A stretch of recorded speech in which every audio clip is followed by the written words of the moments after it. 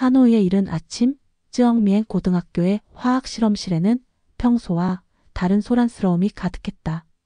3학년 할인이 비커를 내려놓으며 친구 민에게 속삭였다. 진짜 한국으로 바뀐 거야? 일본이 아니라? 민은 어깨를 으쓱하며 대답했다. 응우엔 선생님이 어제 발표했잖아. 예산 문제라고 하던데. 교실 곳곳에서 학생들의 불만 섞인 목소리가 들려왔다. 이들은 베트남 최고의 과학영재학교 학생들답게 일본의 첨단 과학기술을 직접 보고 싶어 했다. 도쿄의 과학박물관, 오사카의 로봇연구소, 그리고 무엇보다 후지산 근처의 지진연구센터를 견학하는 것이 꿈이었다. 한국에 뭐가 있다고? 뒤쪽에서 둑이 중얼거렸다. K-파프이랑 화장품 말고는 잘 모르겠는데. 할인도 사실 마찬가지였다. 한국 하면 떠오르는 것은 친구들이 보던 드라마와 언니가 쓰던 비비크림 정도였다. 일본처럼 노벨상 수상자들의 나라도 아니고 중국처럼 거대한 역사를 가진 나라도 아니었다. 그저 한반도의 작은 나라, 분단국가 정도의 인식이 전부였다. 그래도 가는 거니까 재미있게 보자. 반장 투안이 긍정적으로 말했지만 교실의 분위기는 여전히 아쉬움으로 가득했다. 응우엔 선생님이 교실에 들어서자 학생들은 자리로 돌아갔다. 선생님은 30년 동안 이 학교에서 물리를 가르쳐온 베테랑 교사였다. 그는 학생들의 표정을 보며 빙그레 웃었다. 얼굴들이 왜 다 그래? 한국이 그렇게 실망스러운 나라인가? 선생님, 저희는 일본의 과학기술을 보고 싶었어요. 할인이 조심스럽게 말했다. 그래? 그럼 한국에는 과학기술이 없다고 생각하는구나. 선생님의 눈에 장난스러운 빛이 스쳤다. 너희들이 매일 쓰는 삼성 갤럭시 폰은 어느 나라 제품이지? 학생들이 당황하며 서로를 바라봤다. 민이 주머니에서 핸드폰을 꺼내보며 삼성이 한국 회사였나요? 라고 작은 목소리로 물었다. LG 냉장고, 현대 자동차도 마찬가지야. 그리고 너희들이 게임을 할 때 쓰는 인터넷도 한국이 세계에서 가장 빠른 나라 중 하나지. 응우엔 선생님은 계속했다. 편견 없이 가서 보고 와라. 배울 게 분명히 있을 거야. 그날 밤 할인은 침대에 누워 핸드폰으로 한국에 대해 검색해봤다. 한국의 경제성장률, 기술혁신지수, 교육 시스템. 숫자들이 나열되어 있었지만 여전히 실감이 나지 않았다. 베트남에서 한국은 여전히 멀고도 가까운 나라였다. 인천국제공항의 첫인상은 강렬했다. 기내에서 내리자마자 마주한 것은 하노이 노이바이 공항과는 차원이 다른 시설이었다. 높은 천장, 자연광이 쏟아지는 대형 창문, 그리고 무엇보다 놀라운 것은 입국 절차였다. 여기서 뭘 해야 하지? 둑이 무인 입국 게이트 앞에서 당황했다. 가이드 김미영 씨가 웃으며 설명했다. 여권을 스캔하고 카메라를 보시면 돼요. 얼굴 인식 시스템이에요. 할인이 첫 번째로 시도했다. 여권을 스캔하자 화면에 그녀의 사진이 나타났고 카메라를 응시하니 3초 만에 문이 열렸다. 지문 확인도 1초면 끝이었다. 어떻게 이렇게 빨라? 민이 놀라며 자신도 시도해봤다. 역시 몇 초 만에 통과였다. 투아는 감탄하며 말했다. 하노이 공항에서는 줄 서서 30분은 기다려야 하는데 학생들은 하나둘씩 무인 게이트를 통과하며 서로 놀란 표정을 주고받았다. 이것이 그들이 한국에서 받은 첫 번째 문화 충격이었다. 기술이 단순히 존재하는 것이 아니라 일상에 자연스럽게 녹아있다는 것을 체감한 순간이었다. 공항 내부도 마찬가지였다. 디지털 안내판들이 실시간으로 정보를 업데이트하고 있었고 곳곳에 설치된 충전 스테이션에서는 여행객들이 자유롭게 기기를 충전하고 있었다. 베트남에서는 상상하기 힘든 광경이었다. 여기 와이파이도 무료네. 할인이 핸드폰을 확인하며 말했다. 속도도 엄청 빨라. 미니 동영상을 재생해보며 놀랐다. 김미영 가이드는 학생들의 반응을 보며 빙그레 웃었다. 한국은 IT 강국이에요. 인터넷 속도는 세계 1위고 스마트폰 보급률도 거의 100%예요. 공항 면세점을 지나며 학생들은 또 다른 놀라움을 경험했다. 베트남에서 보던 한국 제품들이 여기서는 너무나 자연스럽게 진열되어 있었다. 삼성, LG는 물론이고 아모레퍼시픽, 설화수 같은 화장품 브랜드들도 당당히 자리를 잡고 있었다. 우리가 베트남에서 비싸게 사던 것들이 여기선 이렇게 흔하네. 할인이 중얼거렸다. 응우엔 선생님이 학생들을 모으며 말했다. 자, 이제 진짜 한국을 보러 가자. 공항은 시작일 뿐이야. 버스를 타기 전 하리는 다시 한번 공항 건물을 돌아봤다. 깔끔하고 효율적이면서도 어딘지 따뜻한 느낌의 공간이었다. 기술이라는 차가운 단어로만 생각했던 것들이 사람을 배려하는 따뜻함으로 다가왔다. 인천공항에서 서울로 향하는 고속도로 그 일시간. 30분의 여정은 학생들에게 한국에 대한 인식을 바꾸는 시간이었다. 베트남의 낡은 관광버스와는 차원이 다른 최신형 버스에 앉아 창밖으로 펼쳐지는 풍경을 바라보며 학생들은 연신 감탄사를 터뜨렸다. 와, 도로가 정말 깨끗하다. 두기창의 얼굴을 바짝 대고 말했다. 하노이의 도로는 항상 오토바이와 자동차, 그리고 때로는 소까지 뒤섞여 혼란스러웠다.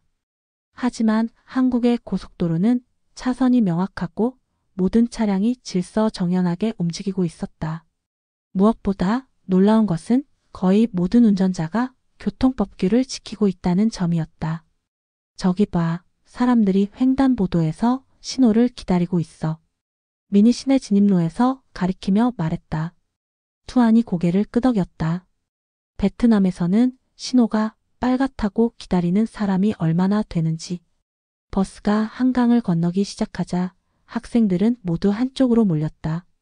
강변을 따라 이어진 자전거 도로에서는 시민들이 여유롭게 라이딩을 즐기고 있었고 강변공원에서는 가족들이 피크닉을 하고 있었다. 하노이의 홍강과는 완전 다르네. 할인이 중얼거렸다. 홍강은 생활용수와 산업용수로 오염되어 근처에 가기도 꺼려지는 곳이었다. 하지만 한강은 시민들의 휴식 공간이자 문화 공간으로 활용되고 있었다. 김미영 가이드가 마이크를 들고 설명을 시작했다. 한강은 서울 시민들의 삶의 터전이에요. 예전에는 지금처럼 깨끗하지 않았지만 정부와 시민들의 노력으로 지금의 모습이 되었답니다. 언제부터 이렇게 변했나요? 응우엔 선생님이 물었다. 1980년대부터 체계적인 환경 정화 사업을 시작했어요. 특히 1990년대에는 한강 종합정비계획을 통해 지금의 모습으로 탈바꿈했죠. 학생들은 조용히 고개를 끄덕였다. 30년이라는 시간 동안 한 나라가 이렇게 변할 수 있다는 것이 놀라웠다. 베트남도 도이머이 정책 이후 많은 변화가 있었지만 환경 개선 측면에서는 아직 갈 길이 멀었다. 버스가 서울 시내로 들어서자 또 다른 풍경이 펼쳐졌다. 고층 빌딩들 사이로 보이는 남산타워, 전통 건물과 현대 건물이 조화를 이루는 거리, 그리고 무엇보다 깔끔하게 정리된 가로수와 보도블록들이 인상적이었다. 여기 사람들은 정말 여유로워 보인다. 미니 카페에서 여유롭게 커피를 마시는 사람들을 보며 말했다. 할인도 동감했다. 하노이에서는 모든 사람이 바쁘게 움직이고 여유를 찾기 힘들었다. 하지만 서울거리의 사람들은 바쁘면서도 어딘지 여유로워 보였다.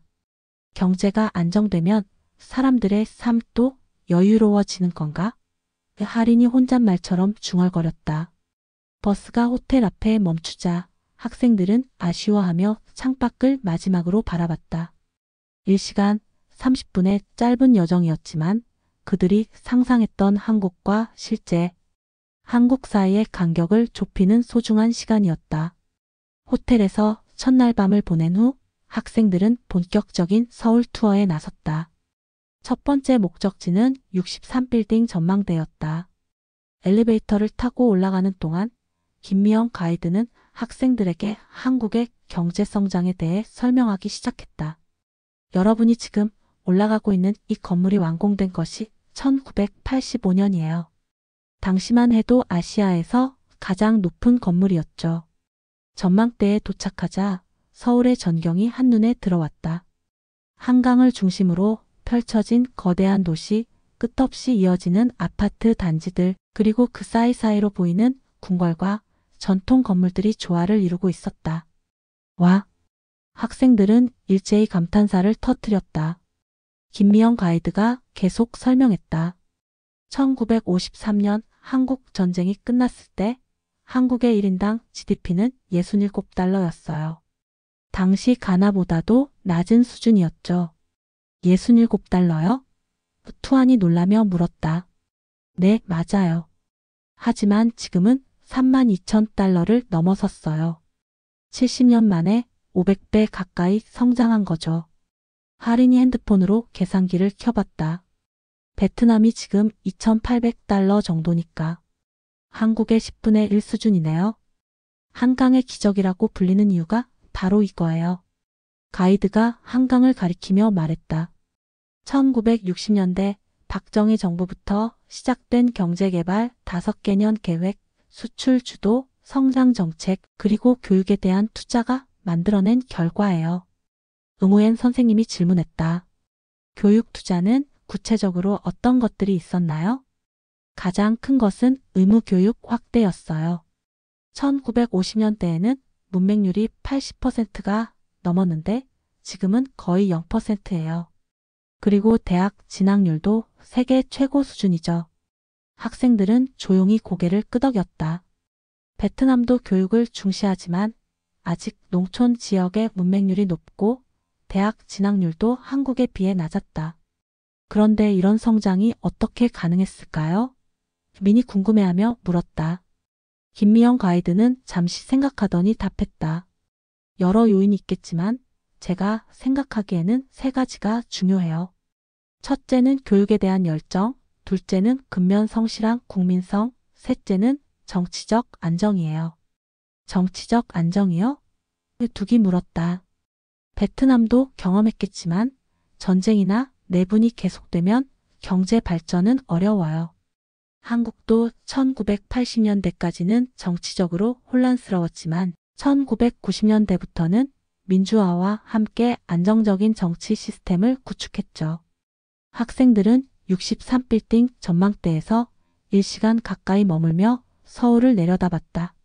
숫자로만 들었던 한강의 기적이 눈앞에 현실로 다가왔다. 70년 전 폐허였던 이 땅이 어떻게 이런 거대한 도시로 변할 수 있었는지, 그 과정에서 사람들은 어떤 노력을 했는지 생각해보게 되었다. 베트남도 언젠가는 이렇게 될 수 있을까? 할인이 조용히 중얼거렸다. 응우엔 선생님이 할인의 어깨에 손을 올리며 말했다. 왜 안 되겠어?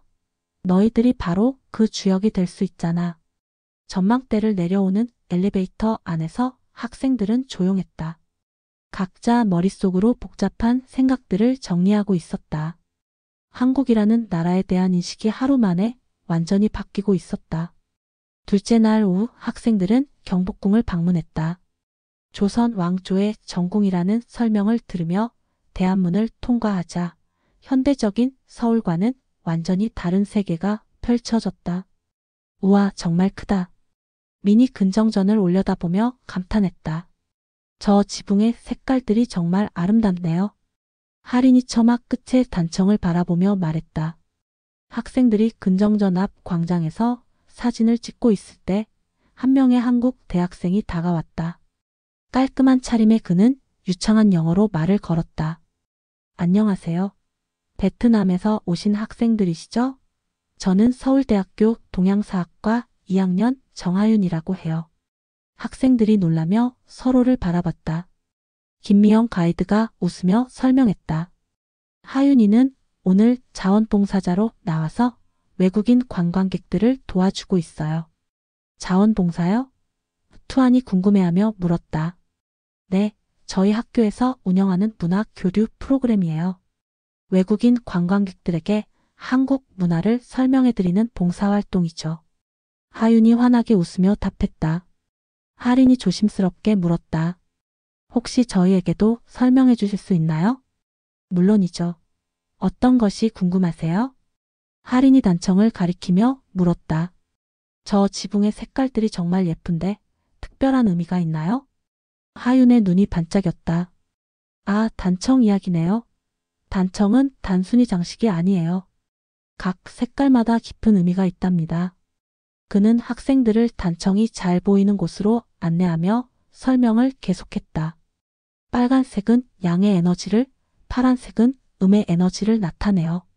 이건 음양 사상에서 나온 거예요. 노란색은 중앙을, 흰색은 서쪽을, 검은색은 북쪽을 의미하죠. 오행 사상과도 연결되어 있어요. 오행 사상이요? 두기 물었다. 네, 모카토금수라고 해서 나무, 불, 흙, 금속, 물을 의미해요. 동양 철학의 기본 개념 중 하나죠. 이런 사상이 건축에도 반영된 거예요. 학생들은 하윤의 설명에 푹 빠져들었다. 단순히 아름다운 건물이라고 생각했던 경복궁이 갑자기 깊은 철학과 사상이 담긴 공간으로 다가왔다. 그럼 건물 배치도 의미가 있나요? 민이 궁금해하며 물었다. 정말 좋은 질문이에요. 하윤이 흥미진진하게 대답했다. 조선의 궁궐은 유교적 질서를 건축으로 표현한 거예요. 왕이 머무는 곳이 가장 높고 중앙에 있고 신하들이 머무는 곳은 그 주변에 배치되어 있어요. 이건 유교의 위계 질서를 공간으로 나타낸 거죠. 하린이 감탄하며 말했다. 와, 정말 모르고 봤으면 그냥 예쁜 건물로만 생각했을 텐데. 맞아요. 그래서 문화를 이해하는 게 중요한 것 같아요. 겉으로 보이는 것만이 전부가 아니거든요. 하윤이 미소 지으며 말했다. 1시간 넘게 경복궁을 돌아다니며 하윤의 설명을 들은 학생들은 완전히 매료되었다. 그는 단순히 암기한 지식을 나열하는 것이 아니라 그 의미와 철학을 이해하고 자신만의 언어로 풀어서 설명했다. 하윤 씨는 어떻게 이런 걸 다 알고 있어요? 투안이 궁금해하며 물었다. 저도 처음부터 안 건 아니에요. 대학에 와서 공부하면서 알게 된 거죠. 그리고 이렇게 외국 친구들에게 설명하다 보니 더 깊이 공부하게 되더라고요. 응우엔 선생님이 하윤에게 물었다. 자원봉사를 하는 특별한 이유가 있나요? 하윤이 잠시 생각하더니 진지하게 답했다. 제가 외국에 나가봤을 때 현지 사람들이 친절하게 도와줘서 정말 감사했거든요. 그래서 저도 한국에 오는 외국인들에게 도움이 되고 싶어요. 그리고 우리 문화를 제대로 알려주고 싶기도 하고요. 학생들은 하윤의 말에 깊은 감동을 받았다. 같은 또래인데도 그의 성숙함과 문화에 대한 자부심이 부러웠다. 경복궁 투어가 끝난 후 하윤은 학생들을 근처 전통찻집으로 안내했다. 한옥을 개조한 찻집은 고궁의 분위기와 잘 어울렸다. 한국 전통차를 마셔본 적 있어요? 하윤이 메뉴를 보여주며 물었다. 아니요, 처음이에요. 하린이 대답했다. 그럼 대추차랑 생강차 어때요? 몸에도 좋고 맛도 좋아요. 차를 기다리며 하윤은 학생들에게 한국의 교육 시스템에 대해 이야기했다. 한국 학생들은 정말 공부를 많이 해요. 아마 베트남도 비슷할 것 같은데 어떤가요? 네, 저희도 많이 해요. 민이 대답했다. 특히 저희 학교는 과학영재학교라서 더 심해요. 그런데 한국은 좀 특별한 게 단순히 암기하는 걸로는 좋은 대학에 갈 수 없어요. 사고력과 창의력을 요구하는 문제들이 많아졌거든요. 하린이 관심 있게 물었다. 어떤 식으로요? 예를 들어 역사 시험에서 조선시대의 주요 사건을 나열하시오라는 문제보다는 조선시대 사회 변화가 현재에 미친 영향을 분석하시오 같은 문제가 나와요. 아, 학생들이 고개를 끄덕였다. 그래서 저도 단순히 외우는 공부가 아니라 이해하려고 노력해요. 오늘 여러분에게 설명한 것도 그런 과정의 하나죠. 다른 사람에게 설명하려면 정말 깊이 이해해야 하거든요. 응우엔 선생님이 감탄하며 말했다. 정말 훌륭한 태도네요. 베트남 학생들도 배워야 할 점이에요. 베트남 교육은 어떤가요? 하윤이 궁금해하며 물었다. 투안이 답했다. 저희는 아직 암기 위주예요. 특히 시험에서는 정확한 답을 요구하는 경우가 많아서. 그렇구나. 그런데 암기도 중요해요. 기본기가 탄탄해야 응용도 할 수 있거든요. 하윤이 격려하며 말했다. 차가 나오자 학생들은 처음 맛보는 한국 전통차의 향과 맛에 놀랐다. 달콤한 대추차와 얼큰한 생강차는 입안에 새로운 경험을 선사했다. 이거 정말 맛있어요. 미니 대추차를 마시며 감탄했다.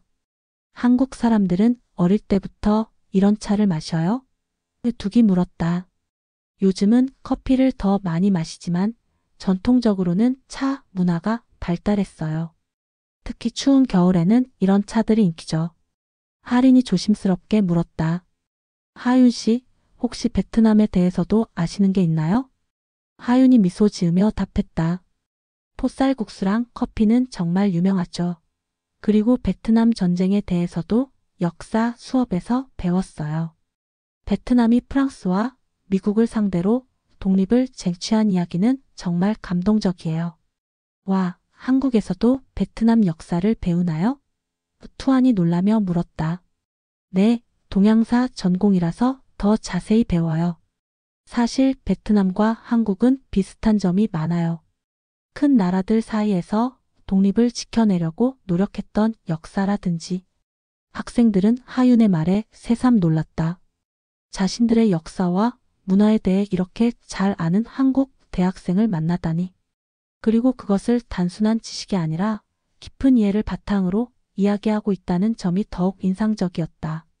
하윤 씨를 보니까 저희가 얼마나 공부를 피상적으로 하고 있었는지 깨닫게 돼요. 하린이 솔직하게 말했다. 그렇지 않아요. 여러분도 충분히 훌륭해요. 다만 공부하는 방식이 조금 다를 뿐이죠. 하윤이 겸손하게 답했다. 응우엔 선생님이 하윤에게 물었다. 학생들에게 조언 한마디 해주실 수 있나요? 하윤이 잠시 생각하더니 진지하게 말했다. 공부할 때 왜라는 질문을 많이 해보세요. 왜 이런 일이 일어났을까? 왜 이런 현상이 나타날까? 왜 이런 식으로 발전했을까? 그런 질문들이 진짜 이해로 이어져요. 학생들은 하윤의 말을 마음에 새겼다. 그리고 동시에 자신들이 얼마나 수동적으로 공부하고 있었는지를 반성하게 되었다. 찻집에서 나오며 하윤이 말했다. 내일은 뭘 보실 예정이에요? 국립중앙박물관이랑 동대문 디자인 플라자를 간다고 해요. 김미영 가이드가 답했다. 좋은 곳들이네요. 특히 박물관에서는 한국사의 전체적인 흐름을 볼 수 있을 거예요. 오늘 경복궁에서 본 조선시대는 그중 일부일 뿐이거든요. 하린이 아쉬워하며 말했다. 오늘 정말 많이 배웠어요. 고마워요. 저도 좋은 시간이었어요. 베트남 친구들과 이야기할 수 있어서 즐거웠어요. 하윤이 환하게 웃으며 답했다. 헤어지기 전 하윤은 자신의 연락처를 학생들에게 건네며 말했다. 궁금한 게 있으면 언제든 연락하세요. 그리고 베트남에 가게 되면 여러분이 가이드해 주세요. 버스로 돌아가는 길 학생들은 조용했다. 하윤과의 만남이 그들에게 큰 충격을 주었기 때문이었다. 같은 또래인데도 지식에 대한 태도, 학습에 대한 접근법, 그리고 자국 문화에 대한 자부심이 완전히 달랐다.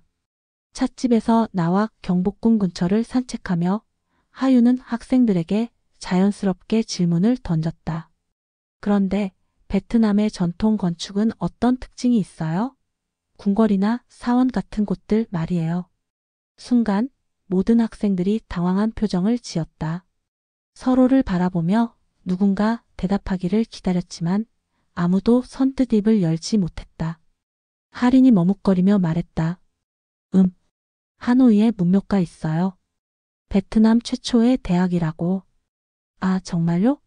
언제 세워진 건가요? 하윤이 관심 있게 물었다. 그건. 하린이 말꼬리를 흐렸다. 정확한 연도를 기억하지 못했다. 투안이 도와주려고 했다. 11세기인가 12세기쯤인 것 같은데 정확하지는 않아요. 건축 양식은 어떤 특징이 있어요? 하윤이 계속 물었다. 이번에는 아무도 대답하지 못했다. 민이 작은 목소리로 말했다. 그냥 중국 건축과 비슷한 것 같은데요. 그렇구나. 그럼 베트남만의 독특한 건축 요소는 없나요? 침묵이 흘렀다. 학생들은 점점 작아지는 기분이었다.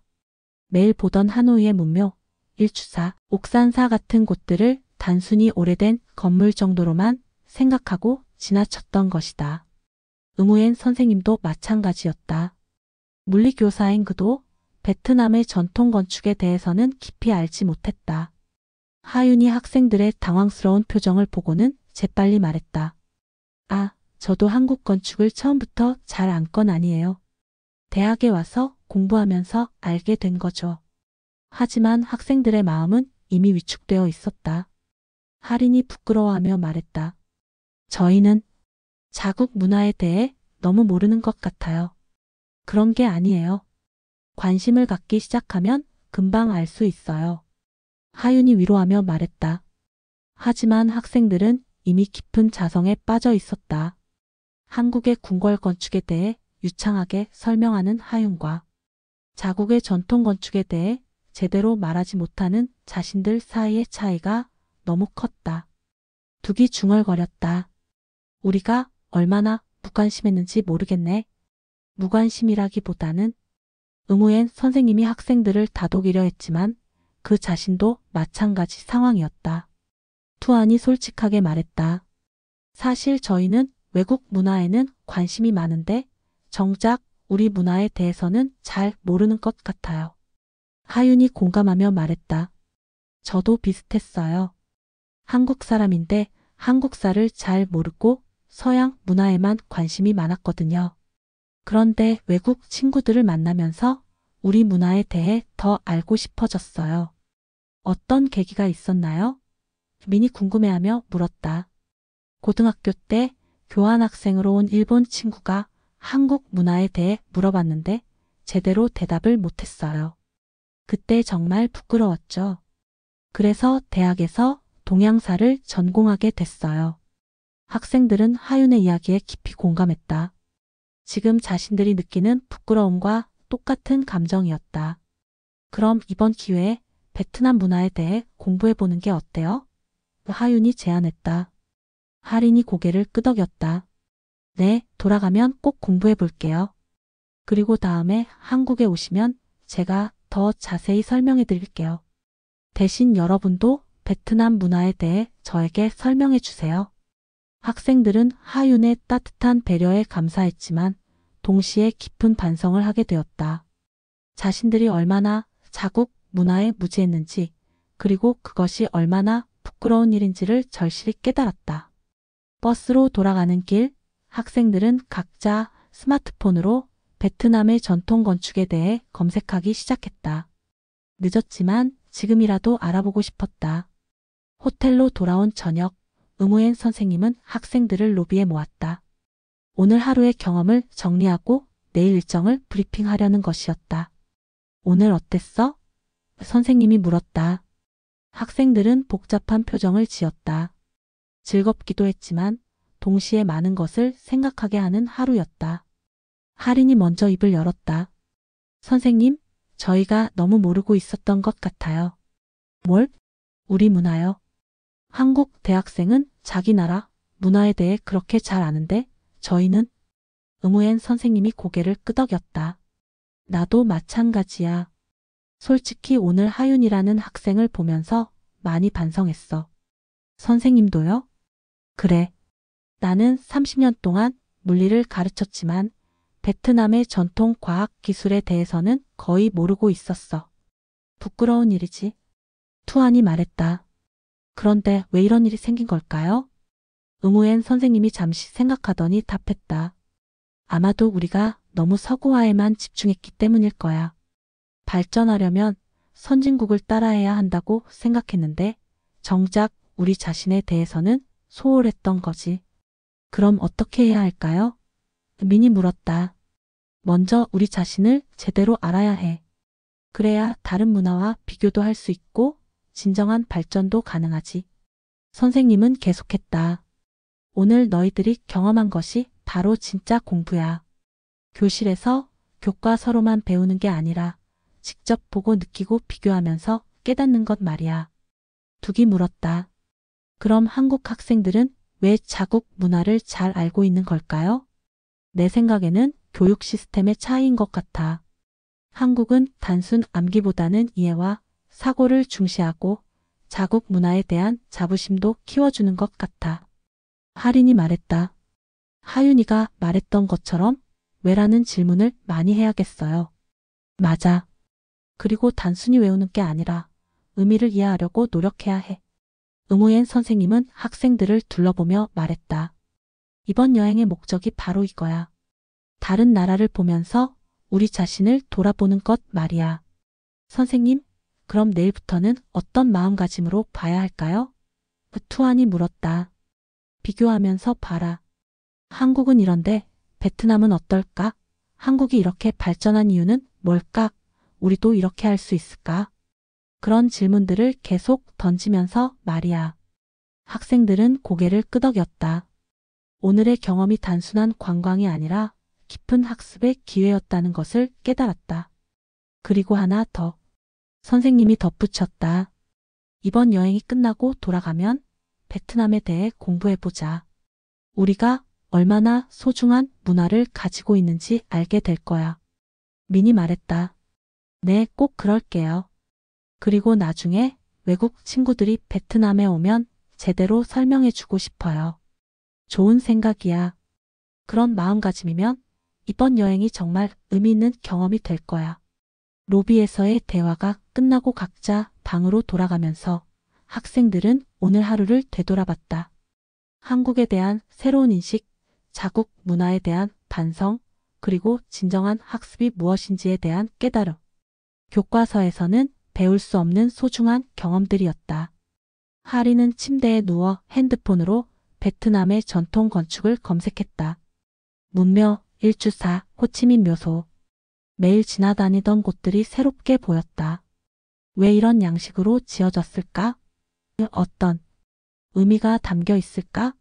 하윤이 했던 것처럼 질문을 던져보기 시작했다. 셋째 날 아침, 학생들은 동대문 디자인 플라자를 방문했다. 자하 하디드가 설계한 미래적인 건물을 본 순간 학생들은 또 다른 충격에 빠졌다. 이게 건물이에요? 둑이 입을 벌린 채 올려다봤다. 곡선으로 이루어진 은색 외관은 마치 우주선 같았다. 어제 본 경복궁의 전통적인 아름다움과는 완전히 다른 세계였다. 2014년에 개관한 복합문화 공간이에요.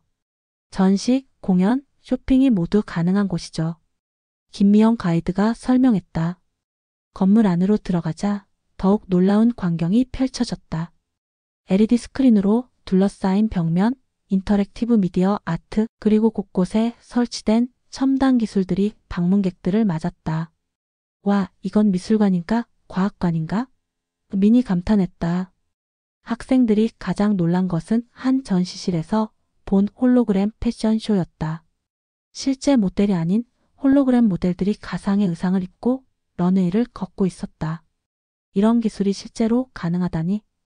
투안이 중얼거렸다. 하지만 더 놀라운 것은 DDP에서 나와 바로 옆 동대문 시장으로 이어지는 풍경이었다. 최첨단 건물 바로 옆에 전통시장이 자리 잡고 있었고 할머니들이 좌판을 벌이고 있었다. 이상하다. 하린이 중얼거렸다. 뭐가? 민이 물었다. 저렇게 현대적인 건물 바로 옆에 전통시장이 있는 게 말이야. 베트남이었다면 아마 시장을 철거하고 전부 현대식으로 바꿨을 텐데. 김미영 가이드가 설명했다. 한국은 개발을 할 때도 전통을 보존하려고 노력해요. 물론 완벽하지는 않지만 가능한 한 공존할 수 있는 방법을 찾죠. 학생들은 DDP 주변을 돌아다니며 이런 공존의 사례들을 더 많이 발견했다. 최신 패션 매장 옆에 전통 한복 가게가 있었고 스타벅스 바로 옆에 전통 찻집이 자리하고 있었다. 점심 식사는 명동에서 했다. 여기서도 비슷한 장면이 연출되었다. 현대적인 쇼핑몰들 사이로 작은 전통 식당들이 끼어 있었고 한복을 입은 관광객들과 최신 패션을 입은 젊은이들이 같은 거리를 걸어 다니고 있었다. 신기하다. 정말 신기해. 둑이 반복해서 말했다. 뭐가 그렇게 신기해? 응우엔 선생님이 물었다. 베트남에서는 발전한다는 게 곧 옛것을 버리는 것이라고 생각했는데 여기서는 새것과 옛것이 함께 있어요. 투안도 동감했다. 하노이 구시가지도 개발한다고 하면서 옛 건물들을 많이 헐었는데 김미영 가이드가 설명했다. 한국도 1960-70년대에는 그랬어요. 개발이 우선이었죠. 하지만 1980년대부터는 문화재 보존의 중요성을 깨닫고 정책을 바꿨어요. 어떤 계기가 있었나요? 할인이 궁금해했다. 여러 가지가 있었지만 가장 큰 계기는 해외에서 한국 문화에 관심을 보이기 시작한 거예요. 우리가 소중히 여기지 않던 것들을 외국인들이 더 좋아하는 경우가 많았거든요. 응우엔 선생님이 고개를 끄덕였다. 그래서 지금의 한류가 가능했던 거군요. 맞아요. 전통을 바탕으로 현대적인 것을 더한 게 한류의 핵심이에요. K-팝도 서양 음악에 한국적 정서를 결합한 거고 K-드라마도 마찬가지죠. 오후에는 인사동을 방문했다. 여기서 학생들은 더욱 완벽한 조화를 볼 수 있었다. 전통 찻집에서는 젊은이들이 스마트폰으로 셀카를 찍고 있었고 전통 공예품 가게에서는 QR코드로 결제를 하고 있었다. 아, 이제 이해했어요. 민이 갑자기 외쳤다. 뭘? 왜 한국이 발전할 수 있었는지 말이에요. 새로운 것만 받아들인 게 아니라 자기 것을 지키면서 새로운 것을 더한 거예요. 할인도 고개를 끄덕였다. 맞아. 그러니까 정체성을 잃지 않으면서도 발전할 수 있었던 거네. 그들은 인사동의 한 전통 찻집에 앉아 창밖을 바라보며 이런 생각을 정리했다. 한국이 단순히 서구화를 추진한 것이 아니라 자신만의 방식으로 전통과 현대를 결합해 왔다는 것을 깨달았다. 베트남도 이렇게 할 수 있을까? 투안이 중얼거렸다. 당연히 할 수 있지. 응우엔 선생님이 확신에 찬 목소리로 답했다. 우리도 충분히 소중한 전통이 있어. 다만 그것을 어떻게 현대화 조화시킬지 고민해 봐야 해. 마지막 날 밤 학생들은 인천공항 근처 호텔에서 마지막 밤을 보내고 있었다. 내일 아침이면 하노이로 돌아가야 했다. 하리는 침대에 앉아 이번 여행을 정리해보고 있었다. 3박 4일이라는 짧은 시간이었지만 그녀의 세계관은 완전히 바뀌어 있었다. 너희들 잠깐 내 방으로 와봐. 응우엔 선생님이 복도에서 학생들을 불렀다. 학생들이 선생님 방에 모이자 선생님은 진지한 표정으로 말했다. 여행이 끝나기 전에 너희들과 이야기하고 싶은 게 있어. 네, 선생님. 이번 여행에서 뭘 배웠는지 각자 말해볼까? 할인이 먼저 입을 열었다. 저는 우리가 너무 많은 걸 안다고 착각하고 있었다는 걸 깨달았어요. 어떤 의미로? 공부를 잘한다고 해서 모든 걸 안다고 생각했는데 정작 중요한 것들은 모르고 있었어요. 우리 문화, 우리 역사, 그리고 진짜 배움이 뭔지 민이 이어서 말했다. 저도 비슷해요. 시험을 잘 보는 게 공부를 잘하는 거라고 생각했는데 하윤이를 보니까 진짜 공부는 따로 있더라고요. 진짜 공부가 뭔데? 선생님이 물었다. 이해하고 생각하고 다른 사람에게 설명할 수 있는 것. 그리고 자기 자신을 아는 것. 투안도 말했다. 저는 한국에 대한 편견이 많이 깨졌어요. 그냥 작은 나라라고 생각했는데 정말 많은 걸 배울 수 있는 나라였어요. 둑이 덧붙였다. 그리고 발전한다는 게 꼭 옛것을 버리는 게 아니라는 것도 배웠어요. 응우엔 선생님이 고개를 끄덕였다. 좋아. 그럼 이제 질문 하나 할게. 이번 경험을 베트남에서 어떻게 활용할 건가? 학생들이 잠시 생각에 잠겼다. 할인이 말했다. 먼저 베트남에 대해 제대로 공부해보고 싶어요. 우리 문화, 우리 역사를 정말 이해할 때까지. 그리고 공부하는 방식도 바꿔보고 싶어요. 민이 말했다. 단순히 외우는 게 아니라 왜라는 질문을 많이 하면서 공부하고 싶어요. 투안이 이어서 말했다. 저는 나중에 베트남을 방문하는 외국인들에게 우리나라를 제대로 소개해주고 싶어요. 하윤 이처럼요. 둑도 말했다.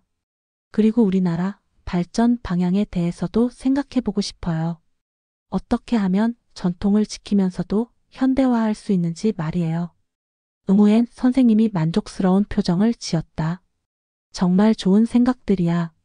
그런데 하나 더 중요한 게 있어. 네? 이런 생각들을 혼자만 갖고 있으면 안 돼. 돌아가서 다른 친구들, 가족들과도 나눠야 해. 그래야 진짜 변화가 일어나는 거야. 하린이 고개를 끄덕였다. 네, 꼭 그렇게 할게요. 선생님은 창밖을 바라보며 말했다. 사실 나도 이번 여행에서 많은 걸 배웠어. 30년 동안 교사를 했지만 진짜 교육이 뭔지 다시 생각하게 됐지. 어떤 면에서요? 민이 궁금해했다. 교실에서만 가르치는 게 전부가 아니라는 거야. 세상이 교실이고 모든 경험이 배움이 될 수 있다는 것 말이야. 학생들은 선생님의 말에 깊이 공감했다. 이번 여행에서 배운 것들은 어떤 교과서에서도 찾을 수 없는 소중한 것들이었다. 선생님, 저희가 졸업하고 나서도 이런 여행을 계속할 수 있을까요? 투안이 물었다. 물론이지. 아니, 꼭 해야 해. 세상은 넓고 배울 게 많아. 그리고 너희들이 나중에 베트남을 이끌어갈 사람들이잖아. 하린이 조심스럽게 물었다. 선생님, 혹시 저희가 너무 이상적으로 생각하는 건 아닐까요? 돌아가면 다시 현실에 치여서 이런 생각들을 잊어버릴까 봐. 응우엔 선생님이 빙그레 웃었다. 그럴 수도 있어. 하지만 한번 눈을 뜬 사람은 다시 감기 어려워. 너희들은 이미 다른 세상을 봤으니까. 그럼 어떻게 해야 할까요? 작은 것부터 시작해라. 베트남 역사책 한 권 읽기, 전통 문화 체험하기, 외국인 친구에게 베트남 소개하기. 이런 작은 실천들이 모여서 큰 변화를 만드는 거야. 밤이 깊어가자 학생들은 각자의 방으로 돌아갔다. 하지만 아무도 쉽게 잠들지 못했다. 머릿속에는 지난 며칠간의 경험들이 파노라마처럼 스쳐 지나갔다. 하리는 침대에 누워 스마트폰으로 베트남 전통 건축에 대한 자료들을 계속 찾아봤다. 이제는 단순히 예쁘다가 아니라 왜 이런 구조로 지어졌을까? 어떤 철학이 담겨 있을까라는 질문들이 떠올랐다. 미는 일기장에 이번 여행의 소감을 정리했다. 특히 하윤과의 만남에서 받은 충격과 깨달음을 상세히 기록했다. 언젠가 자신도 그처럼 자국 문화를 자랑스럽게 설명할 수 있는 사람이 되고 싶었다. 투아는 한국의 경제 발전 과정에 대해 더 자세히 알아보고 있었다. 한강의 기적이 어떻게 가능했는지, 베트남도 비슷한 발전을 이룰 수 있는지에 대한 궁금증이 꼬리를 물었다. 둑은 DDP와 동대문 시장의 공존 장면을 다시 떠올리며 발전과 보존의 조화에 대해 생각했다. 베트남의 급속한 도시화 과정에서 잃어버린 것들이 너무 많다는 생각이 들었다. 인천공항에서 하노이로 향하는 비행기 안에서 학생들은 창밖의 구름들을 바라보며 각자의 생각에 잠겨 있었다. 3박 4일이 이렇게 길게 느껴질 줄 몰랐어. 민이 중얼거렸다. 정말 많은 일이 있었지? 하린이 동감했다. 비행기가 하노이 상공에 접근하자 익숙한 풍경이 보이기 시작했다. 붉은 기와 지붕들, 좁은 골목길들, 그리고 오토바이들로 가득한 거리들. 며칠 전까지만 해도 당연하게 여겼던 풍경들이 이제는 새롭게 보였다. 우리나라도 참 아름답다. 투안이 창밖을 바라보며 말했다. 그런데 이제 보니까 개선할 점도 많이 보여. 둑이 덧붙였다. 공항에 도착해서 입국 절차를 밟는 동안 학생들은 한국의 무인 시스템과 비교하지 않을 수 없었다. 하지만 이제는 단순히 한국이 더 좋다가 아니라 우리도 이렇게 발전할 수 있다는 생각이 들었다. 집으로 돌아가는 버스 안에서 응우엔 선생님이 말했다. 이제 진짜 여행이 시작이야. 네? 학생들이 고개를 갸웃했다. 물리적인 여행은 끝났지만 마음의 여행은 이제부터야. 오늘부터 너희들이 베트남을 보는 눈이 완전히 달라질 거야. 선생님의 말이 맞았다. 집에 도착한 하리는 평소에 그냥 지나쳤던 하노이 구시가지의 프랑스 식민지 건물들을 새롭게 바라봤다. 이 건물들은 어떤 의미일까? 우리 조상들은 이 시대를 어떻게 견뎠을까? 며칠 후 학교에서 여행 발표회가 있었다. 다른 반 학생들 앞에서 한국 여행 경험을 나누는 자리였다. 하린이 마이크를 잡고 말했다. 저희는 한국에서 놀라운 걸 발견했습니다. 바로 우리 자신에 대한 무지였어요. 청중들이 웅성거렸다. 한국 대학생은 자기 나라 문화에 대해 유창하게 설명할 수 있었는데 정작 저희는 베트남 문화에 대해 제대로 말하지 못했어요. 그때 깨달았습니다. 진짜 공부는 남의 것을 아는 게 아니라 내 것을 아는 것부터 시작한다는 걸요. 민이 이어서 말했다. 그래서 저희는 결심했습니다. 베트남에 대해 제대로 공부하자고요. 우리 역사, 우리 문화, 우리만의 가치를 찾아서 자랑스럽게 소개할 수 있는 사람이 되자고요. 투안이 마지막으로 말했다. 한국의 발전상을 보면서 베트남의 가능성도 보았습니다. 우리도 충분히 할 수 있어요.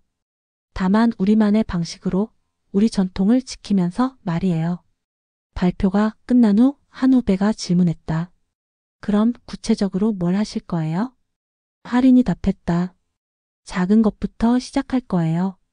베트남 역사책 읽기, 전통 문화 체험하기, 그리고 외국인 친구들에게 베트남을 제대로 소개하기. 언젠가는 하윤이처럼 자신 있게 우리 문화를 설명할 수 있는 사람이 되고 싶어요. 그날 밤 하린은 일기에 썼다.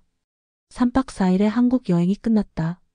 하지만 진짜 여행은 이제 시작이다.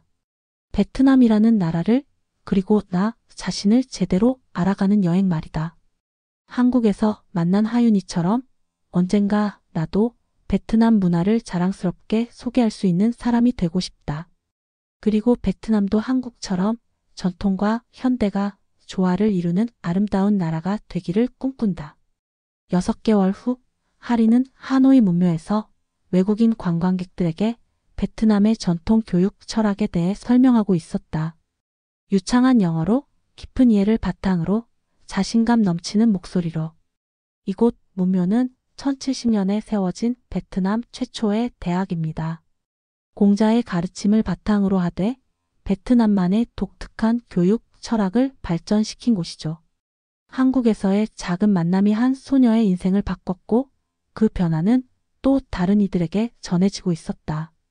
진정한 배움의 씨앗은 이렇게 자라나는 것이었다. 이 이야기는 실제 베트남 학생들의 한국 수학여행 경험을 바탕으로 쓰여졌습니다. 다른 나라를 통해 자국을 돌아보는 경험, 진정한 학습의 의미를 깨닫는 과정, 그리고 문화적 자부심을 찾아가는 여정을 그려내고자 했습니다. 진정한 교육은 교실 밖에서도 일어나며 때로는 예상치 못한 순간에 가장 소중한 깨달음을 얻을 수 있다는 메시지를 담았습니다. 또한 발전과 전통의 조화, 그리고 자국, 문화에 대한 이해의 중요성에 대해서도 생각해 볼 수 있는 기회가 되기를 바랍니다.